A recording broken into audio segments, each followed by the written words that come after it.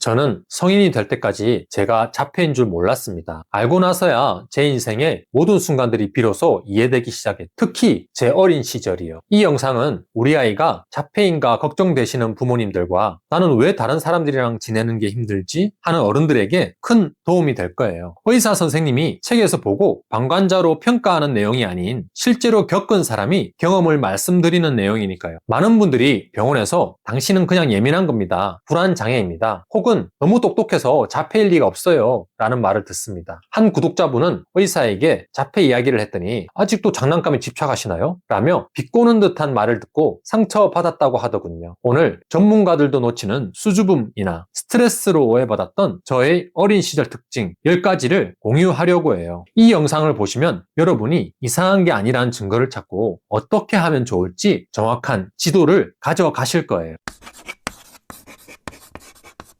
첫 번째 특징, 영재, 예민함, 수줍음이라는 꼬리표입니다. 많은 자폐인들이 어릴 때 너는 참 똑똑한데 너무 예민해 라는 말을 듣고 자랍니다. 60대 구독자분은 나는 수줍다는 말이 아니라 반사회적이라는 말을 들었다고 말씀하셨는데요. 또 다른 분은 예민하다는 말은 나를 이해하지 못하는 사람들이 항상 하는 표현이었다고 말씀하셨죠. 남들이 말하는 그 특성 뒤에 우리는 진짜 모습을 숨기고 살 수밖에 없었던 거예요. 두 번째, 그룹 활동과 게임에 대한 공포입니다. 혹시 체육 시간에 팀을 나눠서 하는 게임 기억나시나요? 깃발 돌리기 같은 게임이요. 저는 그 시간이 너무 힘들어서 밤잠을 설쳤습니다. 주목받기 싫은 것도 있었지만 알고 보니 예측 불가능성 때문이었어요. 저는 저만의 방식대로 일을 처리하고 싶은데 그룹 활동은 변수가 너무 많잖아요. 그래서 선생님이 넌 이해를 잘하니까 못하는 아이들 조에 들어가서 좀 도와줘 라고 할 때마다 진짜 도망치고 싶었어요. 세 번째, 방에서 혼자 보내는 시간을 극도로 좋아하는 것입니다. 저는 제 방에서 글을 쓰고 생각하고 라디오를 듣는 게 세상에서 제일 행복했어요. 그냥 멍 때리며 머릿속으로 대화를 나누는 시간. 어떤 분은 대학 시절 기숙사 룸메이트가 싫어서 도서관 구석에 숨어 지냈다고 하시던데요. 이건 외톨이가 되는 거랑은 좀 달라요. 세상의 자극에서 벗어나 에너지를 충전할 안전기지가 필요하기 때문이라고 하네요. 네 번째, 잦은 병치레와 통증입니다. 이건 마음이 아픈 게 몸으로 나타나는 건데요. 저는 어릴 때부터 이유 없이 심장이 아프고 숨이 차고 자가 면역 질환으로 머리카락이 빠지기도 했어요. 이게 저만 그런 줄 알았는데 다른 분들 이야기를 듣고 놀랐죠. 아버지는 이걸 학교병이라고 불렀어요. 학교 갔다 오면 누워 있어야 했죠. 20대 때 대상포진이 오고 스트레스로 알코올에 의존한 적이 있죠. 우리 신경계는 24시간 과부하 상태라고 해요. 그러니 몸이 아픈 건 당연한 일일지도 모릅니다.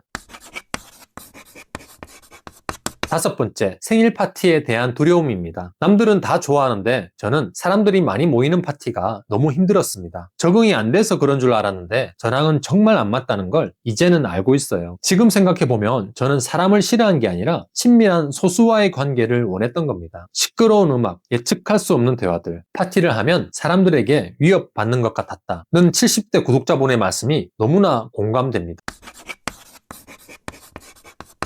여섯 번째, 매일 똑같은 것을 먹고 입는 것입니다. 저는 매일 먹는 것과 입는 것이 비슷합니다. 어떤 분은 매일 먹는 것을 돌려 먹어서 편식쟁이라고 불렸다고 하시던데요. 이건 까탈스러운 거랑은 좀 달라요. 우린 소시오패스가 아니에요. 귀여운 강아지를 보면 너무 사랑스러운 마음이 들 정도로 감정이 풍부하지만 감각이 너무 예민할 뿐이에요. 라는 말을 남기신 분도 있으신데요. 맞습니다. 우리는 안전함을 느끼고 싶은 마음이 훨씬 큰 거죠.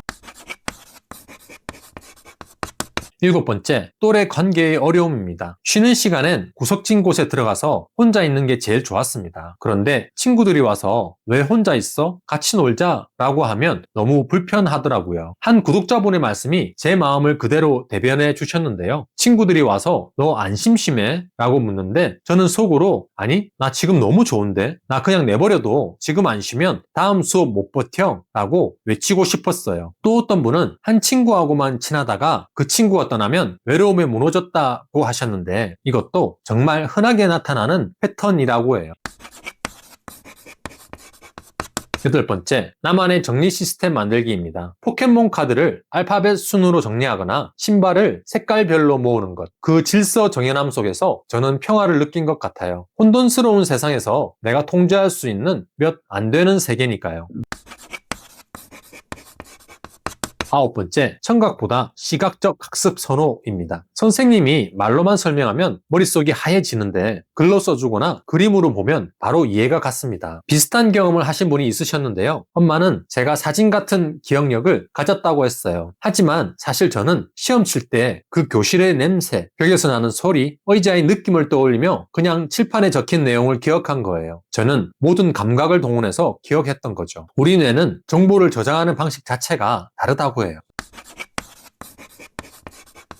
마지막 10번째, 또래보다 선생님과의 대화를 좋아했어요. 아이들과 잡담보다는 선생님과 나눈 깊은 대화가 훨씬 편했습니다. 왜냐하면 선생님과 대화는 사라지지 않고 배울 점이 분명했기 때문이죠. 예측 가능한 대화, 그리고 지적인 자극. 그게 저에겐 놀이보다 더 재밌었으니까요. 자, 여기까지 10가지 이야기를 들으셨는데 어떠셨나요? 내 얘기라며 너무 공감해 주신 40대 분, 80세가 돼서야 자신의 어린 시절이 힘들었던 이유를 알게 되셨다는 분, 우리가 함께 이야기를 나누면서 내 인생이 왜 이렇게 힘들었지라는 질문에 답이 되었으면 합니다. 자폐는 결함이라기보다는 남다른 특성이라고 해요. 아직 세상이 우리를 이해하지 못해서 별나다, 예민하다고 하지만 이제는 우리가 자신의 특성을 알고 잘 헤쳐나가야 하겠습니다. 30살에 알게 된 자폐의 특성은 제 인생을 구했습니다. 더 이상 죽고 싶다는 생각이 들지 않아요. 이제야 나를 사랑하게 되었습니다. 라고 말해주신 분도 있으셨는데요. 이 영상이 여러분께 작게라도 도움이 되었으면 좋겠습니다. 혹시 공감 가는 내용이 있으셨다면 댓글로 남겨주세요. 여러분의 이야기는 또 다른 누군가에게 너만 그런 게 아니야 라는 가장 큰 위로가 되니까요. 오늘도 세상의 모든 소음을 잘 헤쳐나가시는 여러분을 응원합니다. 긴 영상 시청해주셔서 감사드립니다.